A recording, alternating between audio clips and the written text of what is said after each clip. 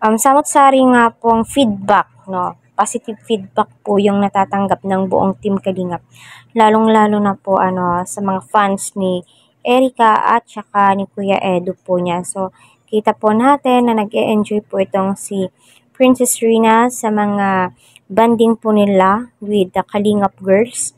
Kita po natin na kumpleto po sila, So, andyan po ang mga good Samaritan po natin nasa likod, nakaalalay sa kanilang mga tinutulungan. Maraming salamat sa iyo, Kalingap Rab, Kuya Val, Ate Edna at ang buong team. Naway patuloy po natin silang suportahan. Huwag po natin skip ang kanilang ads para sa ganun po ay marami po pong kababayan po natin ang kanilang matulungan. So kita naman po natin dito na nag-e-enjoy itong Serena, lalong-lalo na po sa behind the scene, sa mga TikTok video uploaded, kita po natin, grabe po yung saya na ibinibigay po ng buong Team Kalingap. Lalong-lalo na po sa mga fans ni Rina na alam naman po natin na sobrang saya po nila ngayon.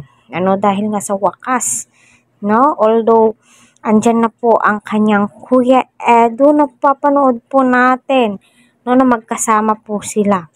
Nakikita po natin sa mga picture dati, wala natuldukan na po talaga, pero unti-unting binabalik nga ba? Binabalik na nga ba ni Kalingap Rab? Okay lang naman po kung ibabalik. Kuya lang naman. Wala naman pong ibig sabihin yung kuya.